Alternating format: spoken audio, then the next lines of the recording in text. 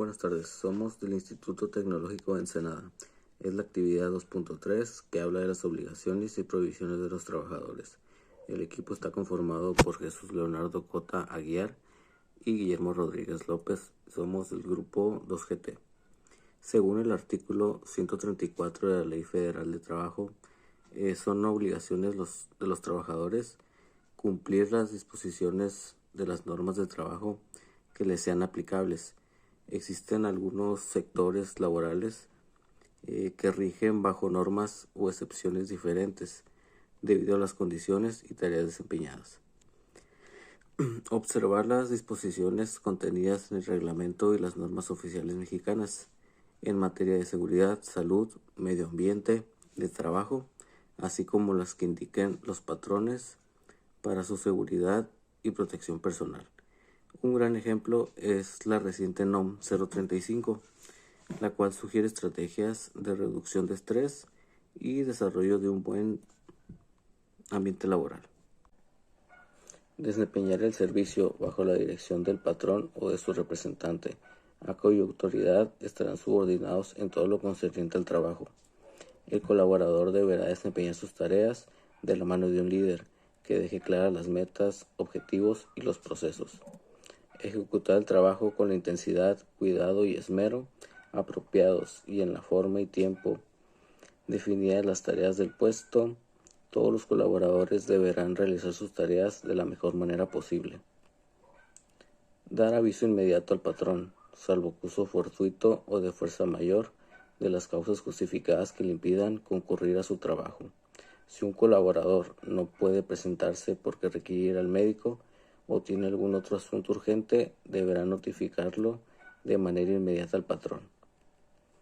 Restituir al patrón los materiales no usados y conservar en buen estado los instrumentos y útiles que se les haya dado para el trabajo, no siendo responsables por el deterioro que origine el uso de estos objetos, ni ocasionado por caso fortuito, fuerza mayor o mala calidad o defectuosa construcción.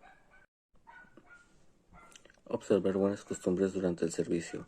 Este punto busca un trato amigable dentro de las instalaciones para brindar un ambiente laboral óptimo.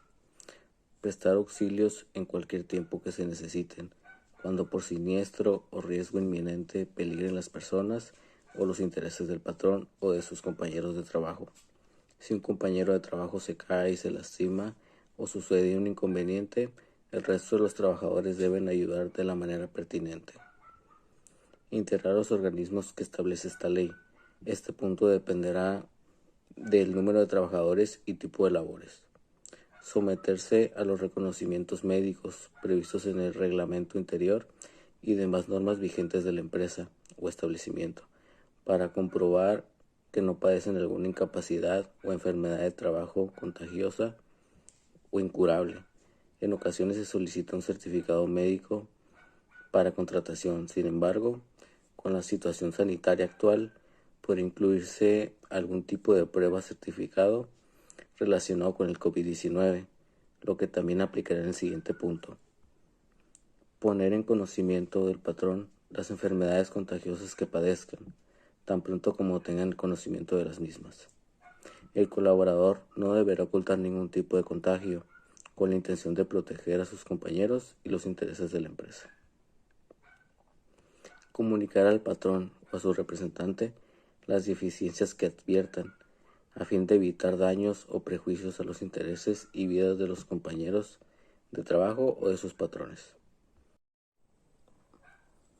Guardar escrupulosamente los secretos técnicos, comerciales y de fabricación de los productos a cuya elaboración concurran directa o indirectamente, o de los cuales tengan conocimiento por razón del trabajo que desempeñen, así como de los asuntos administrativos reservados cuya divulgación pueda causar prejuicios a la empresa.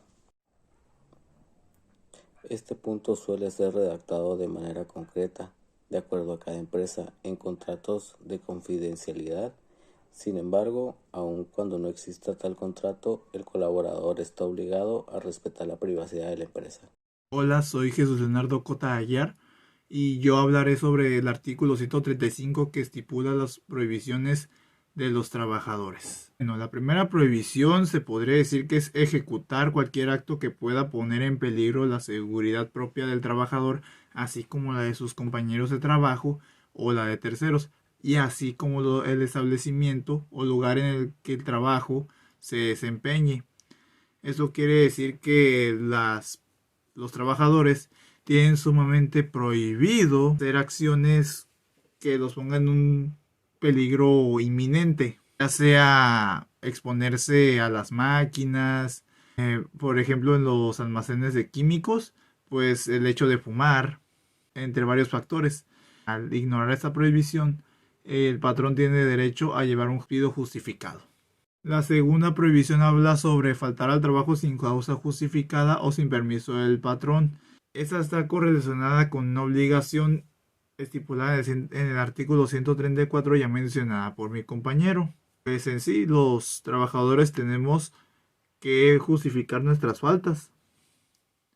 Puede ser de que se haya por ir al médico, el fallecimiento de un familiar, un accidente, entre otras cosas.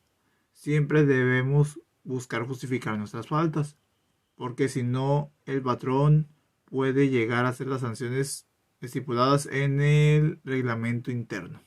La tercera prohibición está enfocada en sustraer de la empresa o establecimiento útiles del trabajo en materia prima o ya elaborada. Esto queda muy claro, pues en sí sería robarle a una empresa.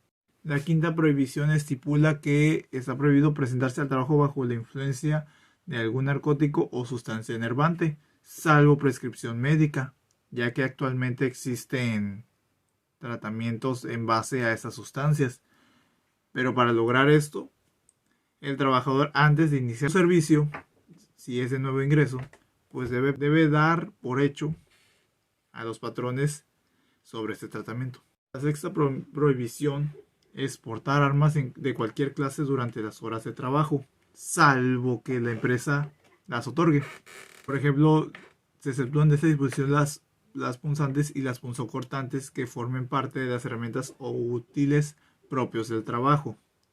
Es decir, que si en tu trabajo se permiten así navajas para abrir las cajas o cualquier uso que se le dé o los destornilladores, pues está permitido. Pero las que sí están definitivamente prohibidas son las armas de fuego. La séptima prohibición es suspender las labores sin autorización del patrón. Es que el trabajador en sí no puede llegar solo un día y decir voy a dejar de trabajar, ahí nos vemos. No puede hacer eso.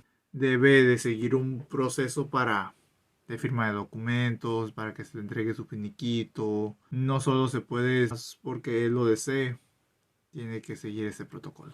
La octava prohibición es hacer colectas en el establecimiento o lugar de trabajo. Esto más bien se refiere a las colectas que estén prohibidas por el patrón, ya que si el patrón lo autoriza, pues esas se pueden llevar a cabo. Un ejemplo es cuando un compañero tiene gastos funerarios. El patrón puede autorizar si entre los compañeros se pueden hacer colectas o no.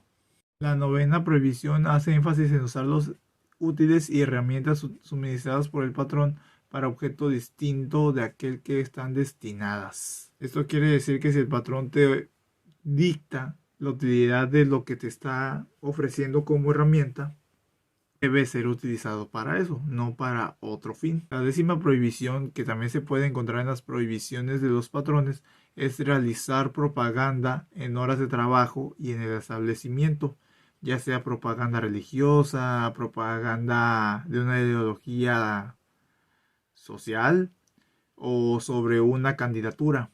Y por último, pero no menos importante, la onceava prohibición: acosar sexualmente a cualquier persona o realizar actos inmorales en los lugares de trabajo. Por acoso sexual no solo queda en las partes íntimas, también hacer comentarios sexuales sobre el cuerpo físico de una persona.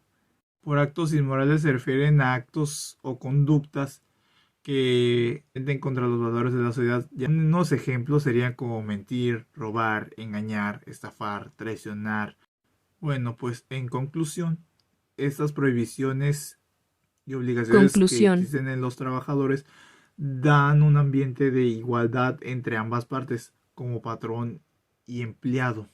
Se dice que esa igualdad porque ninguna parte está en situación de ventaja. O sea, los patrones tienen sus reglas y los trabajadores también, para que ninguno se aproveche del otro. Históricamente los patrones son los que más se han aprovechado, pero también puede surgir que los trabajadores, al quererse aprovechar de sus derechos, puedan malinterpretar sus derechos. Más bien tomarlo como referencia a hacer lo que les plazca. Lo positivo de estas prohibiciones y obligaciones es que permiten estipular un orden y evitar el caos, para que en armonía se pueda llevar a cabo las labores en el establecimiento de trabajo de forma justa y digna, para que también así, en caso de que no se cumplan, que se incurra desde sanciones basadas en el reglamento interno hasta el despido justificado. Por nuestra parte sería todo. Muchas gracias por su atención.